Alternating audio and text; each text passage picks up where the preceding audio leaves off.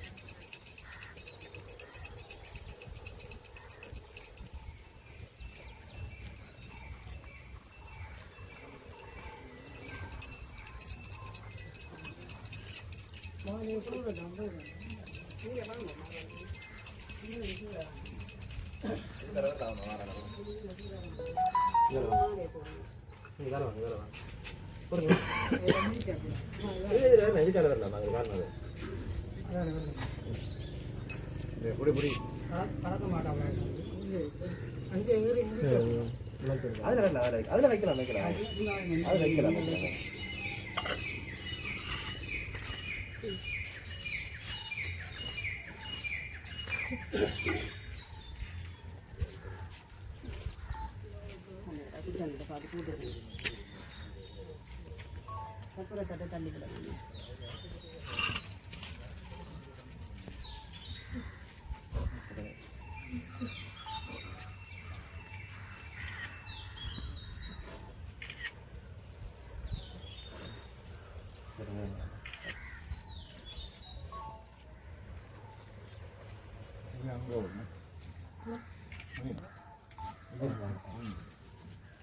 கொண்டு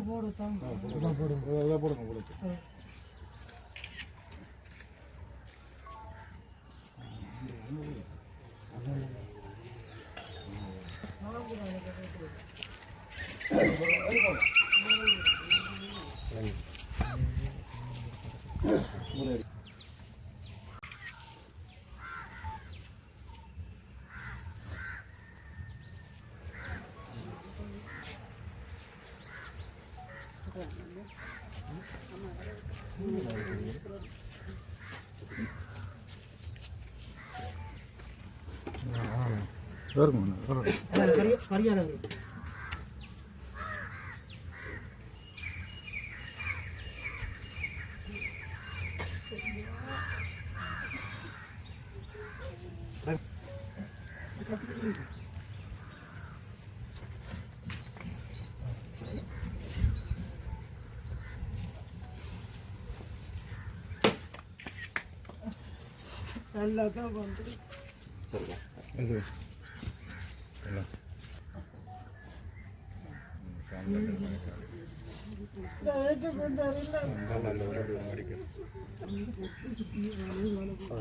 கயிறு எடுத்து கொடுக்க நேரம் நிறைய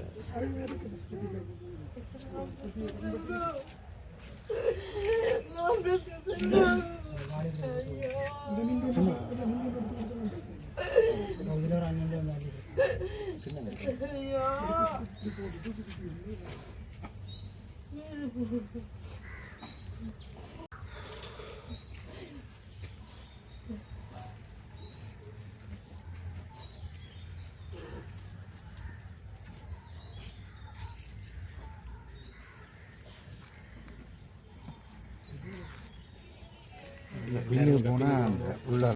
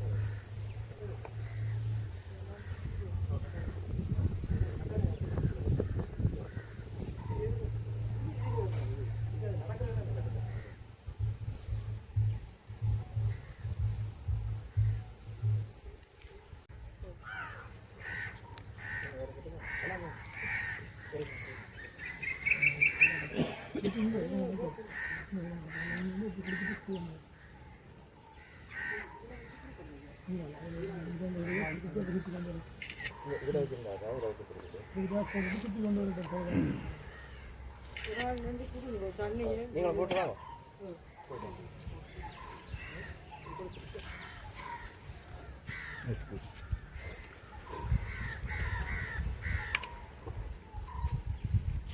சரி சரி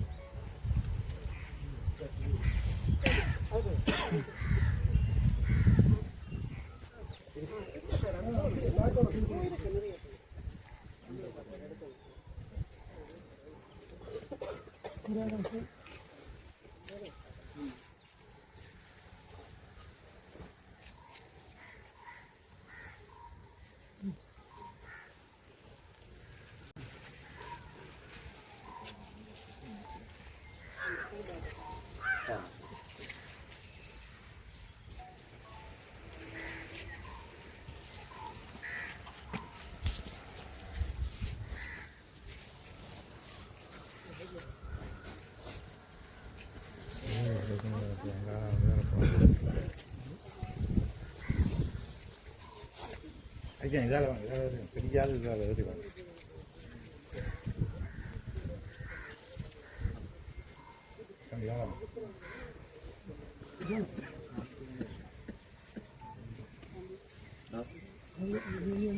பாருங்க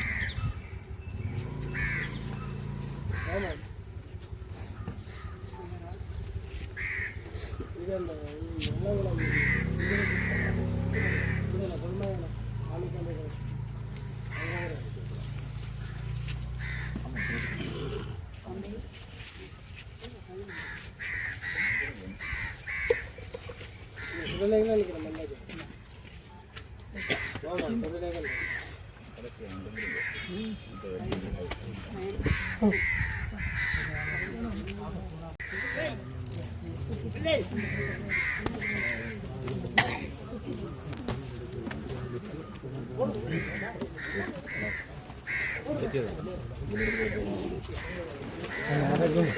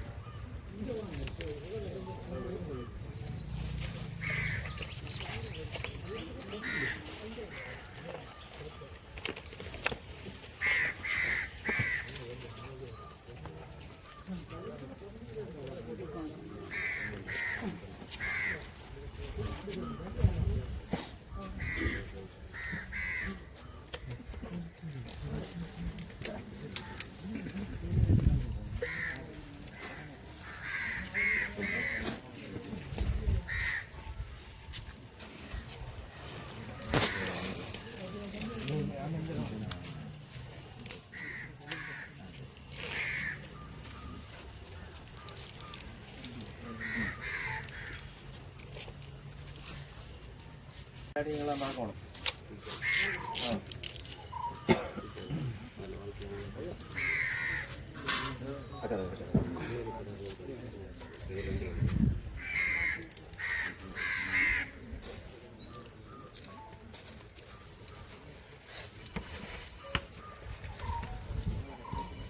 இந்த பேக் எப்படிங்க இடம் சொல்லுங்க.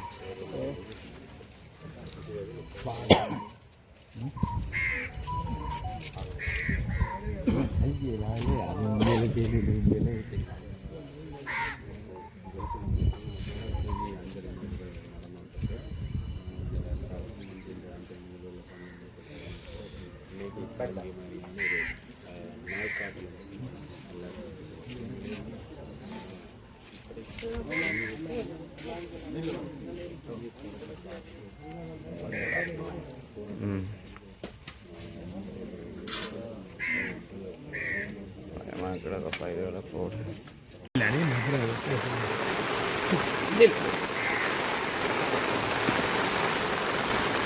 நல்ல ஒழிக்கு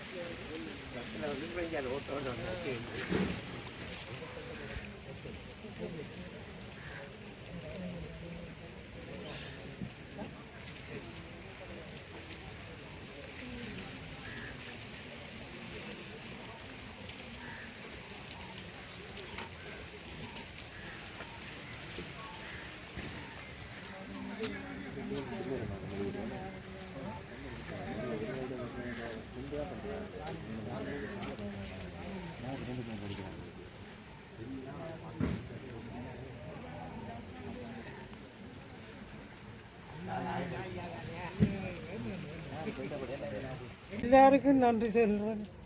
எல்லாரும் இந்த பிள்ளைக்காக கண்ணீர் விட்டு ஆறுதலில் தான் நான் கொஞ்சம் மாறி இருக்கிறேன். என்று சொன்னால் நான் எல்லா பிள்ளைகளுக்கும் வணக்கம். இந்த பிள்ளைக்காக கண்ணீர் விட்ட அம்மாக்கள், ஐயாக்கள், பிள்ளைகள், சிறுவர்கள் அடுத்த நாளை செத்திருக்க வேண்டியதை நான் இனி உயிரோடு இருக்கக்கூடாது.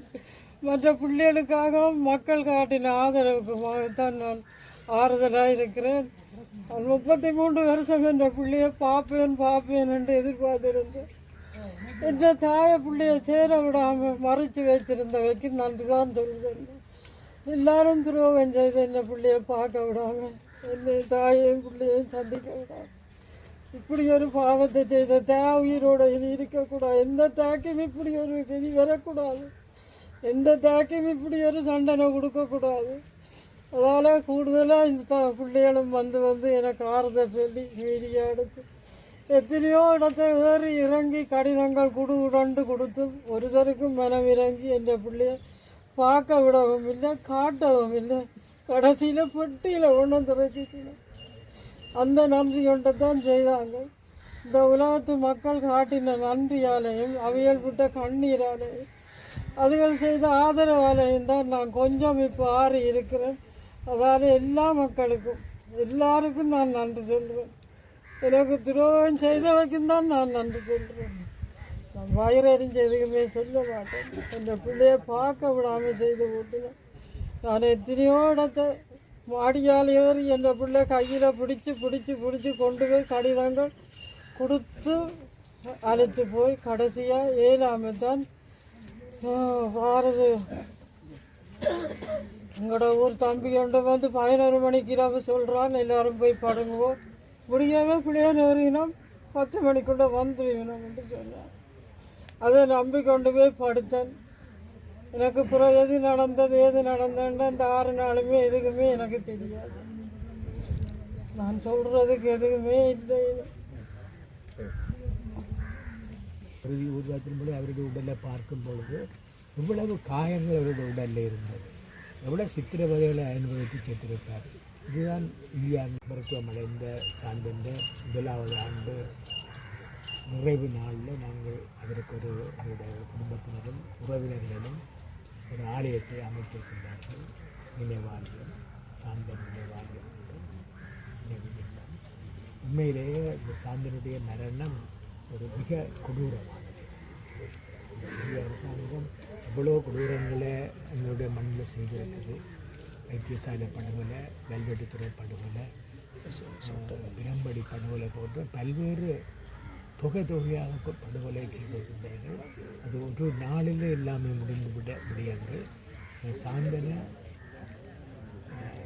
எவ்வளவு காலங்கள் 30 வருடங்களுக்கு மேலே சிறையில் வைத்திருந்து 33 வருடங்களுக்கு மேலே சிறையில் வைத்திருந்து துன்புறுத்தப்பட்டு, அது மிக கொடூரமானது. ஒரு ஜனநாயக நாடு, அஹிம்சை நாடு, காந்திய நாடு என்று சொல்லிக் கொண்டிருக்கின்ற இந்தியா இப்படி ஒரு துரோகத்தை எங்களுக்கு செய்யும் என்று நாங்கள் நினைத்து கூட பார்க்கவில்லை. நாங்கள் எங்களுடைய நாட்டில் எங்களோட மண்ணில், அதாவது யாழ்ப்பாண கிழக்கு தமிழக பகுதியில் மகாத்மா காந்திக்கு சிலை வைக்கிறது, என் கோவிலில் கூட மகாத்மா காந்திக்கு உருவத்திலே வச்சிருக்கோம்.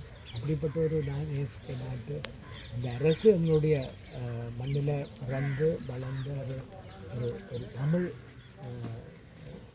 தேசிய பற்றாளனை காரணம் இல்லாமல் தடுத்து வச்சு இந்த 2 தண்டனை கொடுக்கப்பட்டது. 2 சிறையில் அடைத்து வைத்திருந்தது, கொலை செய்தது. அது கொலை வந்து சாதாரணமான கொலையாக இல்லை. இந்த துருவத்தில் வாங்கிட்டு ஆனால் இவரை போன்ற பல்வேறு ஆன்மாக்கள் இந்த மண்ணில் உலாவிக் கொண்டு அனுப்பிட்டுருந்தால் பல்லாயிரக்கணக்கான லட்சக்கணக்கான ஆன்மாக்கள் இந்த மண்ணில் உலாவிக்கொண்டு இதற்கான தீர்வு இன்றைக்கு ஒரு நாளைக்கு வரும். வார ஞாயிற்றுக்கிழமை கூட வடமராட்சி ஊடக இல்லத்தில் வெல்வெடித்துறை ஒரு படுகொலையின் சாட்சியங்கள் என்ற ஒரு அறிக்கை ஒன்று யுஎனுடைய பிரிவினால் ஐபிகே இன்டர்நேஷ்னல் ட்ரூத் ப்ரொஜெக்ட் என்ற இதால் அமைப்பில் வெளியிடலாம். அதில் இந்தியாவினுடைய பல முகங்கள் காட்டப்படுது.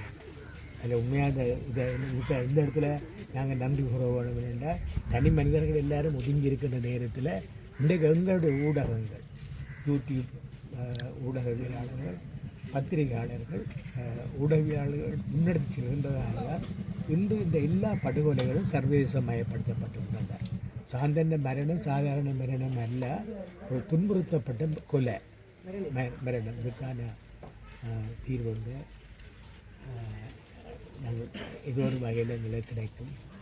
ஆத்மா சாந்தியது வந்து ஒவ்வொரு தமிழ் மக்கள்கிட்ட கடமையாகவும் இருக்கிறத நான் கருதுகிறேன். அண்ணாவுடைய இழப்புக்கு பதில் சொல்ல வேண்டியவர்களாக அது நானாகவும் இருக்கலாம் அல்லது ஒவ்வொரு தமிழ் மகனாகவும் இருக்கலாம்.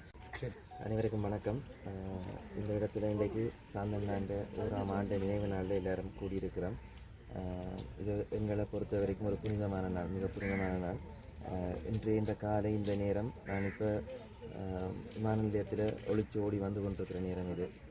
சென்ற ஆண்டு நேரங்களில் எத்தனை மணிக்கு உயிர் பிரிஞ்சன்றது சரியான நேரம் இன்னுமே ஷாப்பாக என்ன தவிர இருக்குமே தெரியாது. ஓகே, அதெல்லாம் ஒரு விஷயமாக கிடந்தாலும் இந்த நிலைமை நாளில் முக்கியமாக இந்த இடத்துல நான் நன்றி கூறுறதுக்கு ஊடகவியலாளர்கள், சகல ஊடகவியலாளர்கள் நேரடியாகவும் உதவி செய்திருக்கணும், மறைமுகமாகவும் சில இடங்களில் எனக்கு உதவி செய்திருக்கணும். அது இலங்கை, இந்தியா சார்ந்த மட்டுமல்ல, புலம்பெயர் தேசங்களில் இருந்த ஊடகவியலாளர்கள், அதை விட இதுக்காக குரல் கொடுத்த மக்கள், அது அண்ணாவுக்காகன்ற விட அம்மாவுக்காக கொடுக்கப்பட்ட குரல்கள் தான் இங்கே அதிகம். ஏனென்றால் இங்கே ஏமாற்றப்பட்டது அண்ணா இல்லை, அம்மா தான். அம்மாண்ட 33 வருஷ தவம், ஒரு நேரம் உணவு உண்டு காத்திருந்த தவம் வந்து ஏமாற்றப்பட்டிருக்கு. இதுக்கு பதில் சொல்ல வேண்டியது இந்த இடத்துல இன்றைக்கு ஒரு கோயில் உண்டு, அவற்றை சார்பாக குடும்பத்தாரால் உருவாக்கப்பட்டிருந்தது. இந்த கோயிலை பற்றி சொல்லணும் என்று சொல்லிட்டேன்னா, உண்மையாக அண்ணா வந்து ஆசைப்பட்டது தான் இங்கே வந்த பிறகு ஆன்மீக பணியாற்றதும். அவர் வந்து கண்ணகி அம்மனை தான் இந்த முதல் தெய்வமாக நினைத்து வழிபட்டு கொண்டிருந்த ஒரு ஆள். இப்படி ஒரு கண்ணகி அம்மன் சார்ந்த ஒரு கோயிலை அமைத்து தனது காலம் முழுக்க பராமரிக்கணும், தனது அதோட வாழணும் என்று சொல்லி ஆசைப்பட்டவர். கடைசி அந்த கோயிலில் அவர் தெய்வமாக என்று சொல்லி யாரும் எதிர்பார்த்திருக்கையில் இன்றைக்கு அவற்றை எண்ணப்பாட்டின்படி தான் எங்களோட மைத்துனர் அவர் 2014 வந்து நேரடியாக பராமரித்து கொண்டிருந்த மைத்துனர் தான். அவற்றை மூப்பில் வந்து அவரால் இந்த கோயில் உருவாக்கப்பட்டிருந்தது. எங்களை பொறுத்த வரைக்கும் இந்த குடும்பம் எப்போதுமே இந்த கோயிலாகத்தான் கருத்தில் கொள்ளும்.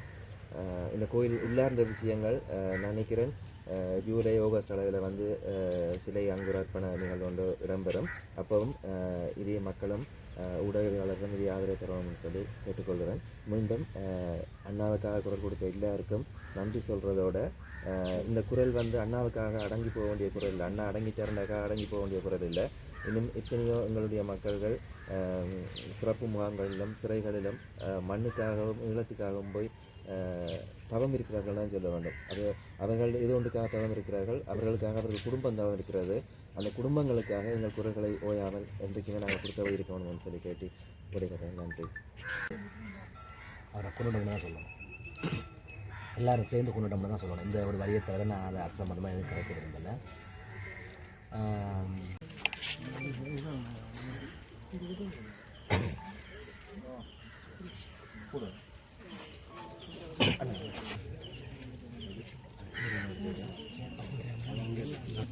காலையில் 9:30 10 மணிக்கு விஎம் ரோடில் இருக்கிற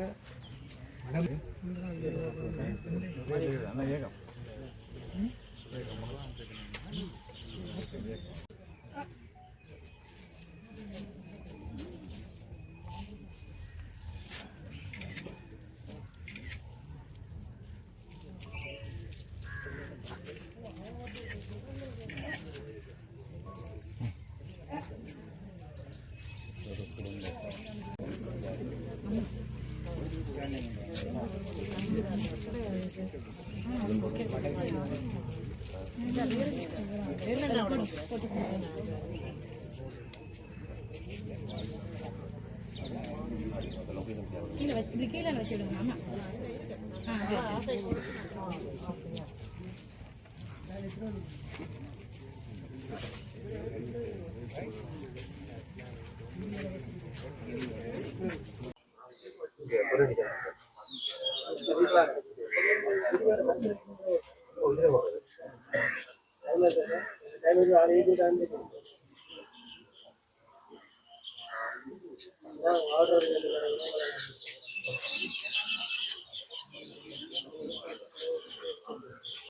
சரி சரி சரி எல்லாருக்கும்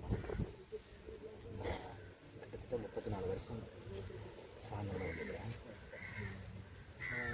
இந்த சந்தர்ப்பத்தில் நிறைய சொல்லணும். நான் ஏற்கனவே சொல்லிட்டு நினைக்கிறேன், சில விஷயங்கள் வெளியே வரல, அதெல்லாம் தேவையில்லைன்னு நான் நினைக்கிறேன். ஒன்று மட்டும் சொல்ல விரும்புகிறேன். சாந்தன் வந்து அவர் போய் வந்தோம், அவர் இறப்புற இயற்கை நடப்பில்லை, அதை என்ன ஒரு தடவை சொல்லணும். நாங்கள் எல்லோரும் சொல்லப்போனால் நாங்கள் எல்லோரும் சேர்ந்து அடுத்தது வந்து நான் வந்து வாழ்க்கையில் வந்து நிறைய படிச்சுருக்கிறேன் துறவிகளை பற்றி. நான் ஒரு துறவியோட வாழ்ந்துருக்கிறேன். அதான் கடைசி 10 வருஷம், கடைசி கடைசி ஒரு 6 மாதம் 7 மாதம் வந்து நானும் ஆன்மீக ஆன்மீகத்தில் ரொம்ப தீவிரமாக இருந்தவன் தான். இந்த துறவண்டா என்னன்றதை படித்து தெரிஞ்சுக்கிறது அனுபவ ரீதியாக நேரடியாக நான் சாந்தனிட்ட தான் கற்றுக்கொண்டேன். ஒரு துறவி என்ன எப்படி வாழணும்ன்றதை அவர்கிட்ட கற்றுக்கிட்டேன். அவர் சாதாரண ஆத்மா இல்லை. அடிக்கடி சொல்லுவார், தனக்கு அடுத்த பிறப்பு இல்லை என்று. நான் ஆரம்பத்தில் ஏற்றுக்கலை. கடைசி 3 மாதத்தில் அதை அவர் நிரூபிச்சுட்டு போயிட்டார். நாங்கள் எல்லோரும் நினைக்கிறோம் அவர் இறந்துட்டார் என்று. ஒரு சராசரி மனுஷனை பார்த்தா அவர் இறந்துட்டார். ஒரு ஆத்மா பாதம் பண்ண அவர் இறக்கலை. அது அம்மாட்ட நான் சொல்லுவேன், அவர் இறக்கலை இருக்கார், இப்பவும் இருக்கார் அவர். அது என்ன நிறைய கதை கூட நிறைய சொல்லணும், இந்த சந்தர்ப்பத்தில் கிடைக்க முடியலை. திரும்பவும் சொல்கிறேன், அம்மாவோட இல்லாமல் அவன் இன்றைக்கி கூட இருக்கிறது அது அவரோட சக்தி தான்.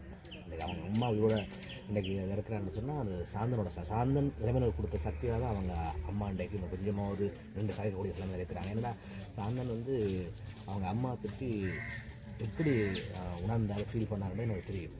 அவரோட அம்மாவோட சின்ன அழுக சத்தம் கூட தாங்க முடியாதவர். அழகாலே தான் கரைக்க மாட்டேன் பார்க்க மாட்டேன்ட்டு வந்து என்னோடய சண்டையெல்லாம் போட்டிருக்காரு.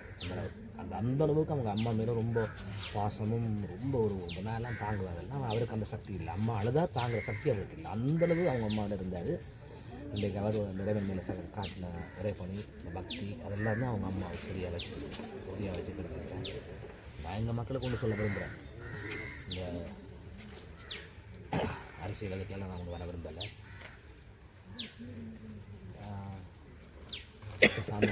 சாந்தன் மாதிரி அம்மாக்களோ கைவிட்டக்கூடாது. யாரும் கைவிட்டுட்டோம். இனியும் அந்த தப்பலை பண்ணக்கூடாது. நாங்கள் மிகப்பெரிய தப்பட்டோம். நான் போராடினேன் தான், இன்னும் கொஞ்சம் போராடிக்கலாம்னு நினைக்கிறேன். நான் கொஞ்சம் ஒரு 10% ஏமாந்துட்டேன். ஒரு 10-15% ஏமாந்துட்டேன். இவ்வளவு ஒரு பின்னால் ஒரு கொடூரம் இருக்குன்னு நான் எதிர்பார்க்கல. ஆனால் எனக்கு தெரிஞ்சுது கடைசி வரையும் ஃபைட் பண்ணேன். என்னால் முடிஞ்ச அளவுக்கு நான் போராடினா முடியாமல் போச்சு. இனியும் காலத்துலேயும் இந்த மக்களுக்கு இந்த மண்ணுக்கு தேவையானவங்கள அவசியமானவங்கள நம்ம விட்டுறக்கூடாது. அது மிகப்பெரிய தப்பு. நம்ம இந்த குடும்பங்களுக்கு எங்களுக்கு வருங்கால சந்ததிக்கு நம்ம செய்கிற மிகப்பெரிய துரோகம் என்று தான் நான் நினைக்கிறேன். அதோட முடிச்சுக்கிறேன்.